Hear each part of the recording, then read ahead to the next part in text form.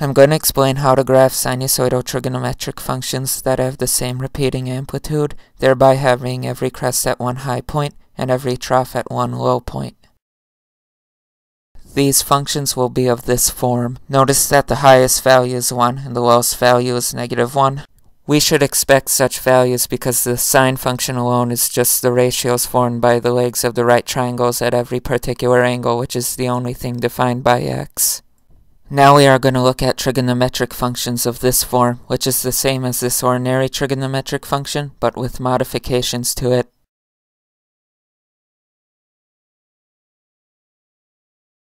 The first thing we're going to look at is amplitude, which is affected by this value on the outside multiplied by the function.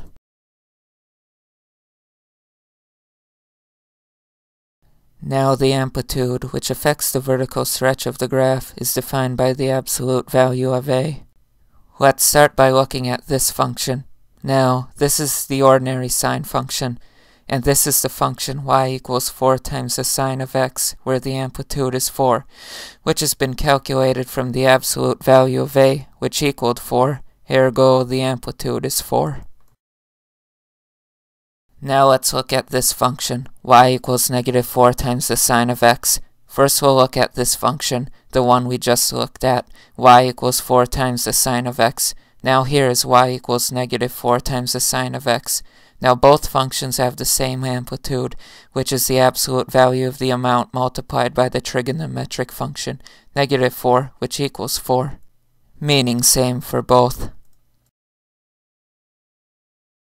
Now, since this function is negative, it's flipped across the x-axis. Notice that the entire idea behind amplitude is just a vertical stretch applied to trigonometric functions, which by themselves are only ratios between -1 and 1.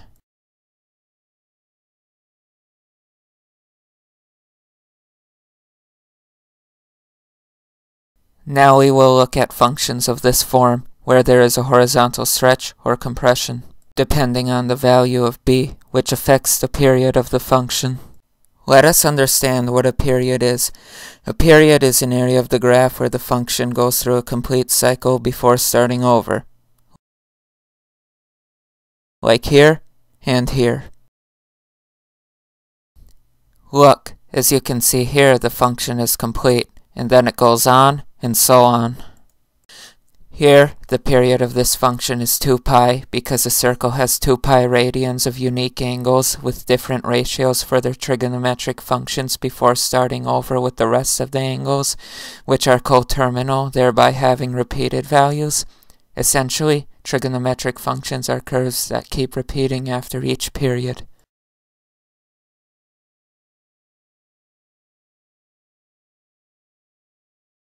Let us look at this function, y equals the sine of 2x. Here is y equals the sine of x. And here is y equals the sine of 2x, with a horizontal compression. Since x equals 2 and the period of the sine function is 2 pi, we expect that the period of this modified sine function, y equals the sine of 2x, to be 2 pi over 2, which equals pi. And it is. The period repeats every pi on the domain. Next, we will look at trigonometric functions of this form, which has a phase shift, where the graph slides either to the left or to the right. Let's look at a particular equation of this form. Like this, y equals the sine of 2x minus pi. Now we know that this function, without the phase shift, y equals the sine of 2x, starts its period off at 0. But a function of this form, like this, has a phase shift and starts its period off at a different area. Now, the phase shift of this function, which is an area where a period of this function will begin, can be identified by taking w over b, which is equal to pi over 2 for this function. Now let's consider this equation, y equals the sine of 2x, which then has a phase shift applied to it, pi over 2 units to the right. If we rewrite this equation and factor out 2, we see that the phase shift is pi over 2 units to the right. So here we are with our function y equals the sine of 2x. And here we are with our phase shifted function of pi over 2 units to the right of y equals the sine of 2x, written in both forms that you could find it in, resulting in this function with the phase shift in our graph. Also notice that we can shift this function another pi over 2 units to the right, resulting in our phase shift function to be y equals the sine of 2x minus 2 pi. And that would be the same as y equals the sine of 2x, because if we did that, we would be shifting an entire period of pi along with one of these curves which repeat every period, meaning that there are infinitely many equations for graphs of any of these trigonometric curves. Also know that the sine function and the cosine function both have the same curves, though the cosine function is shifted pi over 2 radians to the left from the sine function. Therefore, the function y equals the cosine of 2x can be shifted 1/4 the period of the function y equals the sine of 2x, that equals a pi, thereby shifting it pi over 4 radians to the right to get y equals the cosine of 2x minus pi over 2. Which is equal to the function y equals the sine of 2x. Now we will apply a vertical shift to the function, which is of the form y equals the sine of x plus d. D is just how much the graph will be slid up or slid down after the curve has been determined.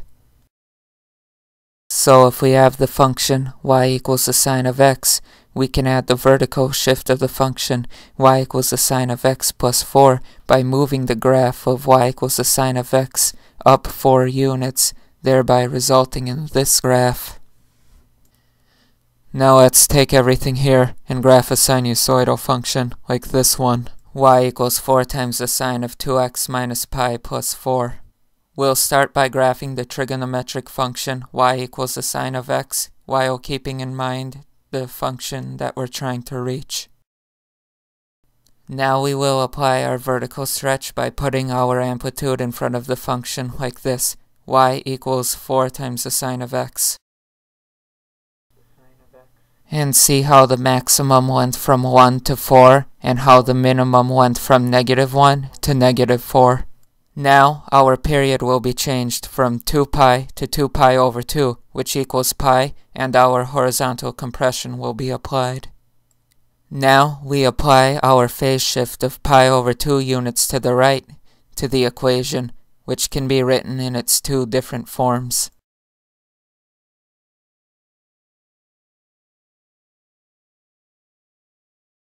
Now we slide our graph up 4 units by applying our vertical shift of 4, thereby completing the graph of the sinusoidal trigonometric function we wanted to find. Remember, if the function is negative, it will be flipped across the middle value, in which is the vertical shift, which in this case is equal to 4. So we would get something like this. It's from these properties that brought us from this function to this function while graphing sinusoidal equations.